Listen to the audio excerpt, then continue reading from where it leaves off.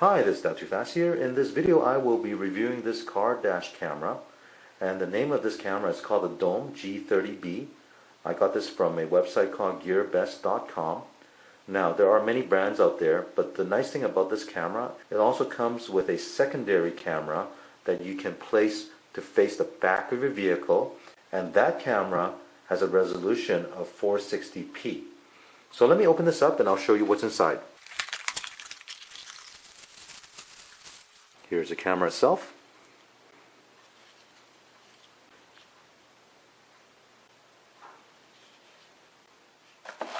Here we have the cigarette lighter cable to power the camera. This is the mini USB cable you can connect to your computer. This is the windshield mount for the camera. In this bag, this is the rear facing camera with a long cable, so you can run from the back of the vehicle all the way to the front. Here's the camera itself, and this is the user manual. Here are all the parts laid out. This camera records in full HD 1080p. It uses H.264 MPEG-4 compression. The lens on the camera is a 140-degree wide-angle lens. Below the camera you see there are 6 infrared LED to light up during the night. The camera also has a built-in G sensor along with motion detection function. It features seamless loop cycle recording, and it can record video clips in 1 minute, 2 minute, or 5 minute increment. And once the memory card is full, then it'll begin overwriting the older file. On the front of the camera we have the speaker right at the bottom left hand corner. On the back of the camera, the left side has the slot for the micro SD card. This is the emergency lock button to lock the video clip so it doesn't get overwritten. On the top of the camera we have the audio video in. Next to it is a USB interface. Over here is the HDMI interface. On the bottom of the camera we have the reset button, the up button, mode button, OK button, menu button, down button, and the power button.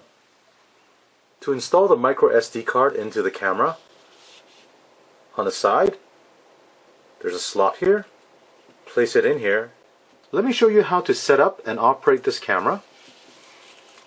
At the top here, this is the power plug. Once you plug the power cord into the camera, it will automatically turn on.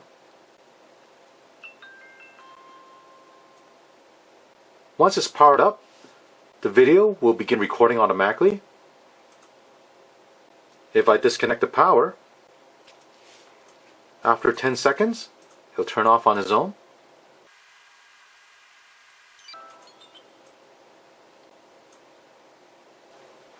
So with the camera powered on, you can see that the recording has started.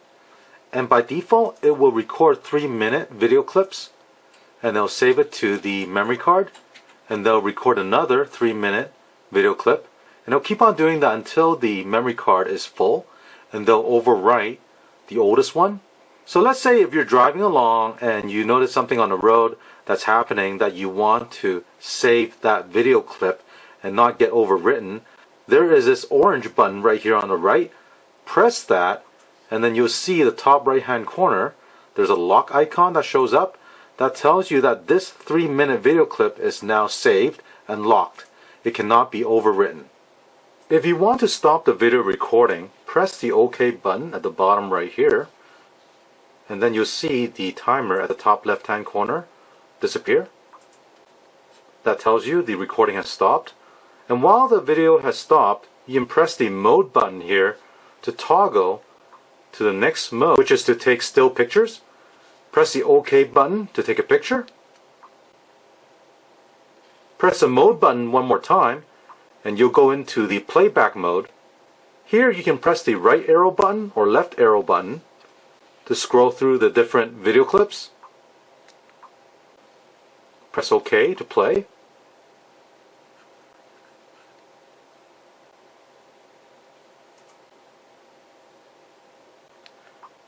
Now if you want to delete this clip, press the menu button here, press the left arrow key, and then select OK. Now that video clip is deleted. To go into the menu setup, I'm going to stop the video recording. Press the menu button right here. Now you can use the right arrow or left arrow button to scroll through the menu. First one here is video quality. Press OK. You have a selection of VGA, 720p or 1080p. Next one down, record mode. Double record is default. You can select front record or back record for the front camera or back camera. Or the third choice here is double record. It will record both the front and the back. OK. Next one down is photo quality. You can select 1 megapixel, 2 megapixel, 5 megapixel, or 8 megapixel. Video time length by default is 3 minutes. You can select 1 minute, 2 minutes, 3 minutes, or 5 minutes. The next one here is move detect, or also called motion detection. If you enable this, then the camera will automatically record when it detects motion. White balance, auto, daylight, cloudy, or incandescent. Contrast is set to 2. You can set this to different values. Exposure right now is set to 0. You can increase the exposure if you want. Delay off by default is 10 seconds. Earlier I showed you if you disconnect the power, it will turn off after 10 seconds. You can change this to 3 seconds, 5 seconds, or even off. Ketone is checked. Parking monitor. If you enable this, what will happen is that it will actually detect any motion or shaking to the vehicle, and it will record a 20-second video clip automatically. The camera has a built-in G sensor. If the sensor detects acceleration up to 6G, then it will automatically lock that video clip in so it won't get overwritten. Power on record. That means when the unit is powered on, it will automatically start recording. Screen switch is set to off. Silent mode is not checked. Date, here you can set the date time of this camera. You do want to make sure you set this correctly because you can add a timestamp to your video clip. So in case of an accident, you can use this for evidence.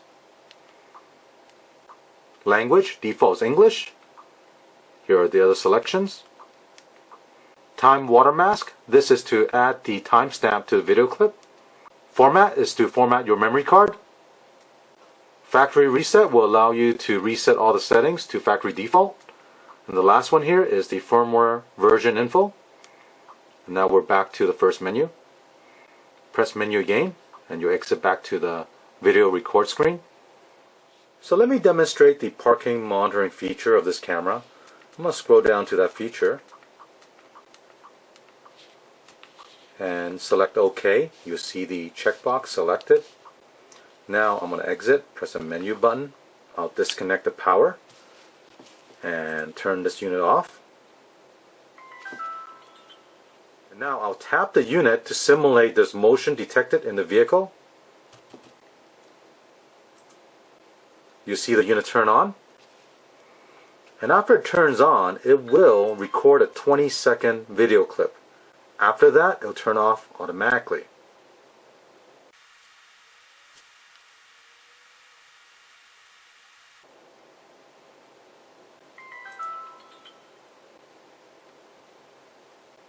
With the rear camera, all you have to do is plug the video cable into this AV port on the camera.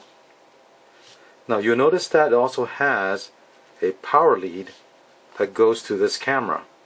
And this power lead is for turning on the 4 white LEDs. That's right here. These are not infrared. And let me power this on, I'll show you.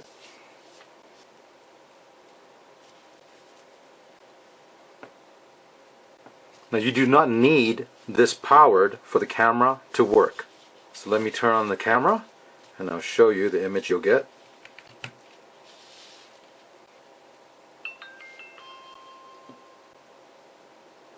So here you see the front camera is this image right here, and the rear camera is this image right here. If you want to swap these two images on the screen, press the right arrow button right here and it'll swap it.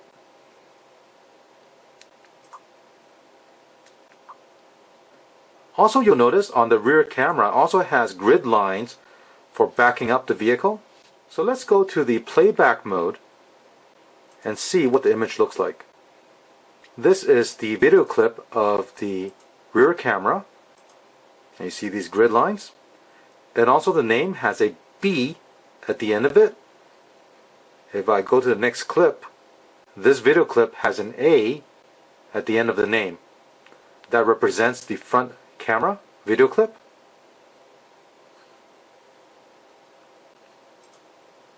On the suction cup mounts, you have a lever to lock it in place. There's also a ball joint that you can use this knob to tighten.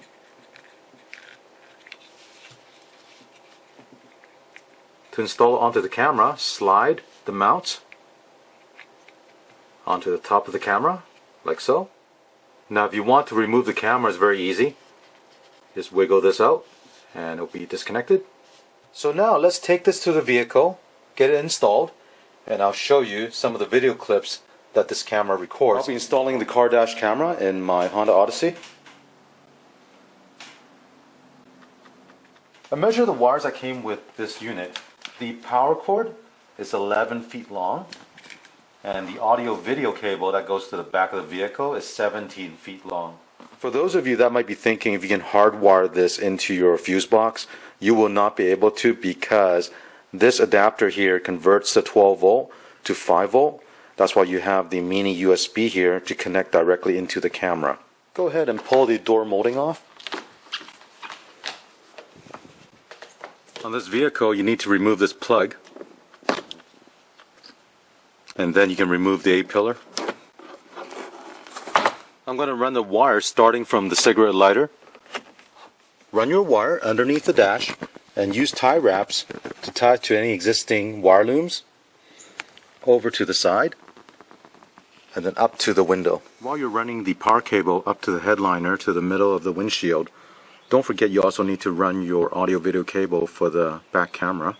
And here I've used some tie wraps to bundle together, and I'm going to run it underneath the headliner that you can pull back like this and slip it inside.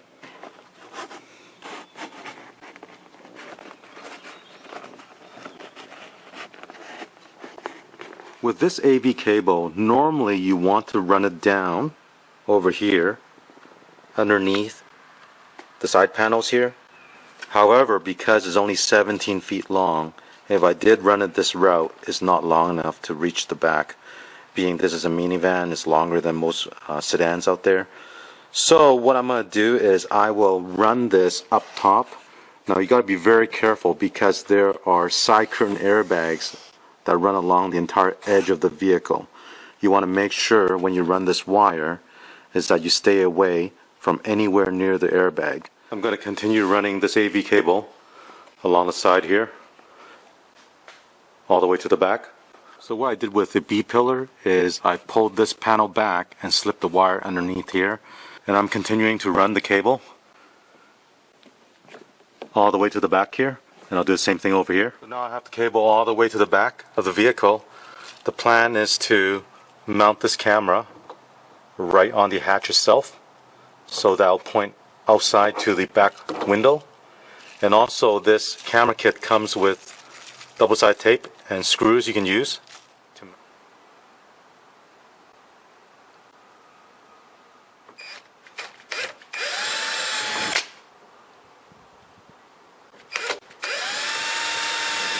Before you install the camera, don't forget to remove the protective plastic film that's on the lens.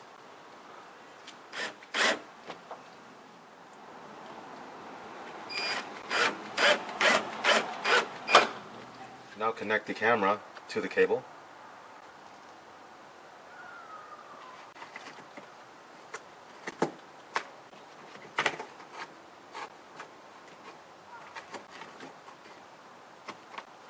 With the hatch closed, that's what the back camera looks like.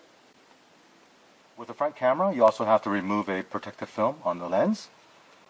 Go ahead and remove this plastic on the suction cup. We'll plug the power and the AV cable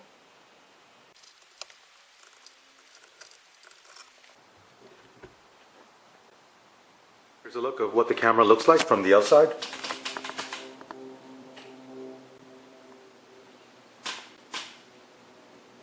I'll start the car and you'll see the camera turn on.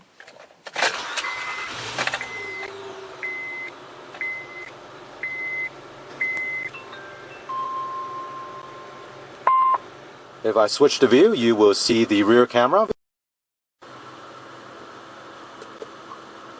So I'm going to go for a drive and I'll show you what the video clips look like.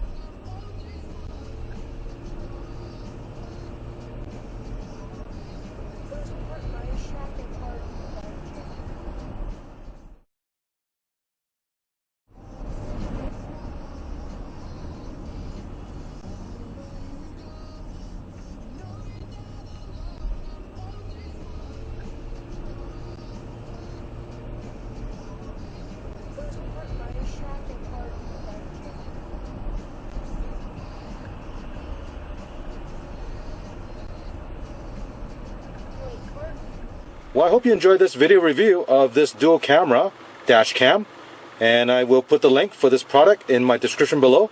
If you have any questions, leave a comment below, and don't forget to click on the thumbs up and subscribe to my channel. Thank you.